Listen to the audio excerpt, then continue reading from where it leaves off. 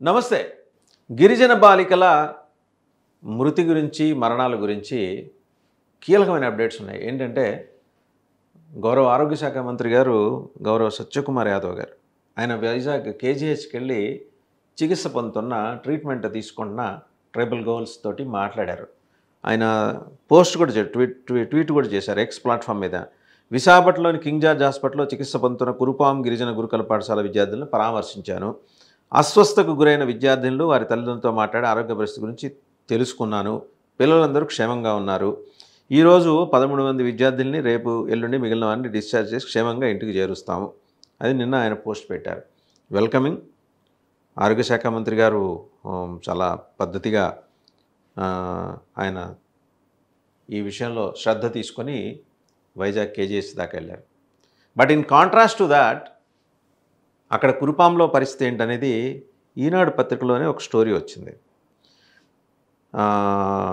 ఏంటంటే చాలా క్లియర్గా రాస్తూ, ఎప్పుడంటే ఇది డేట్ లైన్ కనుక చూస్తే ఈనాడు నెట్ ఎడిషన్లో అక్టోబర్ 8 మార్నింగ్ 5:56 అప్డేటెడ్ స్టోరీ. ఆగస్టులోనే కురుపాం గురుకులంలో పచ్చ కామర్ల కేసు, ఆ ఫోటో కూడా వేశారు. చాలా పాథటిక్ కండిషన్లో ఉన్న టాయిలెట్స్ అదంతా. అయినా పట్టించుకొని అక్కడ సిబ్బంది, అధికారులు. పార్వతీపురం డేట్లు ఎంత వచ్చిందా? 10 కాదు 100 కాదు. పార్వతీపురం మన్యం జిల్లా కురుపాంలోని బాలికల ఏకలవ్య గురుకులంలో ఏకంగా 611 మంది గిరిజన విద్యార్థులు ఉన్నారు. ఆగస్టులోనే అక్కడ ఒక విద్యార్థిని పచ్చకామర్ల బారి పడిన ఘటన వెలుగు చూసింది.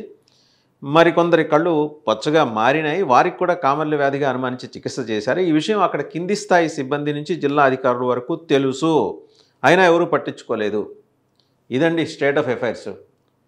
డిపార్ట్మెంట్ ఆఫ్ హెల్త్ కానీ, డిపార్ట్మెంట్ ఆఫ్ ట్రైబల్ వెల్ఫేర్ కానీ, డిపార్ట్మెంట్ ఆఫ్ ఎడ్యుకేషన్ కానీ ఇక్కడ ఫోకస్ పెట్టలేదు. తెలిసి కూడా, తెలియకపోతే ఓకే. విద్యార్థుల మెనూ నుంచి కోడి మాంసం అందించడం నిలిపివేసి చేతులు దులుపుకున్నారు. ఒకవేళ కోడి మాంసం వల్ల ఏమైనా వచ్చిందేమో అనుకోండి. దాని పర్యవసానమే నెల రోజుల తర్వాత 2 ప్రాణాలు పోయాయట.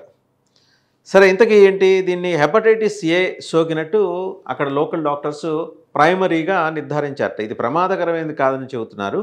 కలుషిత నీరు, ఆహారం అండ్ టాయిలెట్స్ నిర్వహణ సరిగా లేకపోవడం వల్ల ఒకరి నుంచి ఒకరికి సంక్రమించే అవకాశం ఉందని డాక్టర్లు చెప్పారట. ఒక్కసారిగా ఇంతమంది కామెర్లు సోకటానికి గల కారణం తెలుసుకునేందుకు ప్రభుత్వం ఇప్పటికే నిపుణుల కమిటీ నియమించింది. అంతమందికి ఒకేసారి పదుల సంఖ్యలో ఎట్ట సోకుతుందండి? గురుకులంలోని 6వ ప్లాంట్ 2 నెలల పైగా పనిచేయలేట.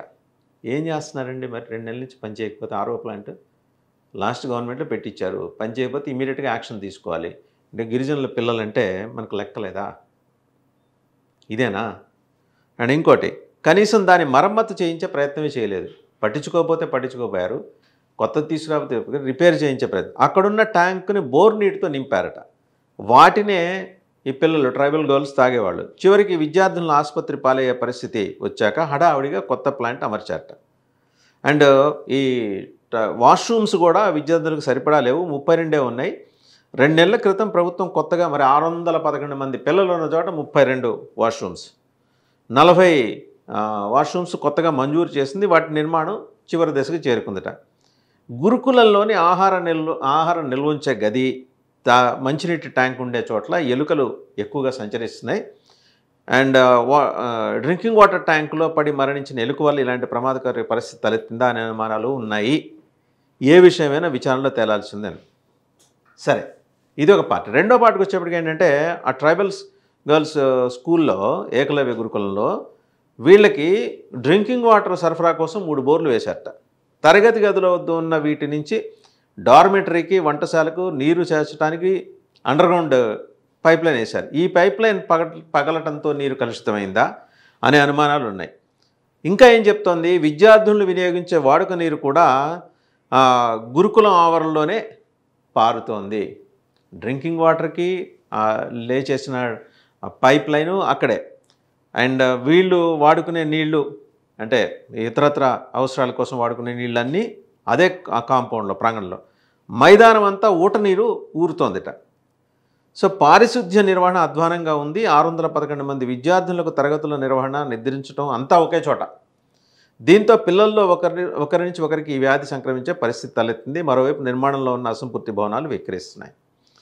సో ఇదండి మొత్తంగా కురుపాం గురుకుల పాఠశాల కథ. గౌరవ మంత్రి గారు కేజీహెచ్ చెల్లారు, పరామర్శించారు, వెల్కమింగ్. బట్ ఎవరినైనా పంపించారు అక్కడికి? ఎందుకంటే ఇది లేటెస్ట్ స్టోరీ, కొద్దిగా వాళ్ళు వీళ్ళు కాదు, ఏ సాక్షిలో వచ్చింది కాదు, ఈనాడులో వచ్చిన స్టోరీ ఇది. చాలా క్లియర్గా ఆగస్టులోనే ఫస్ట్ కేసు బయటపడిందండి. ఆగస్టు నుంచి ఇవాళ ఎంత అంటే అక్టోబర్. ఏం చేస్తున్నారు 2 నెలలు? 2 నెలల పాటు ఏం చేసినట్టు? కింద నుంచి పైదాకా అందరికీ తెలుసుట. ఆర్ఓ ప్లాంట్ చెడిపోతే దాన్ని రీప్లేస్ చేయడమో, దాన్ని రిపేర్లు చేయించడం చేయాలి. అండ్ వాళ్ళు పడుకునేది, వాళ్ళు పడుకోవటానికి అండ్ తరగతి గదులు అంతా ఒకటే. వాష్రూమ్స్ సంఖ్య 32, 600 మందికి 32, ఇంకో 40 కడుతున్నారట.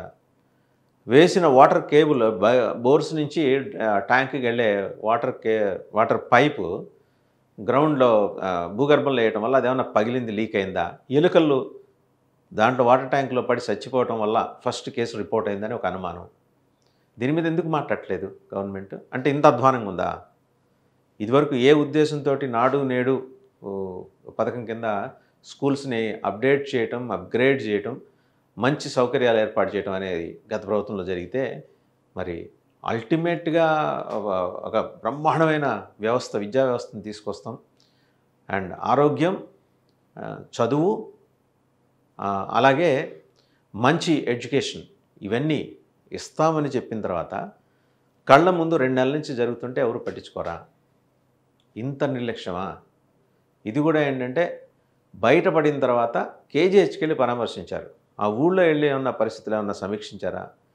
మరి గిరిజన శాఖ మంత్రి ఉన్నారు, వారు కూడా చూడాలి కదా ఈ విషయాన్ని. ట్రైబల్ గర్ల్స్ అంటే వాళ్ళకి ఏదైనా జరిగితే ఎవరు పట్టించుకోరా? సో ఇవి వాస్తవాలన్నీ రాసింది. ఇదేమీ వైసీపీ అనుకూల మీడియా కాదు. ఉన్నది ఉన్నట్టే రాశారు వాళ్ళు. అక్కడ ఏం జరుగుతుందని ఫోటోలు కూడా వేశారు, ఎవరైనా చూసుకోవచ్చు.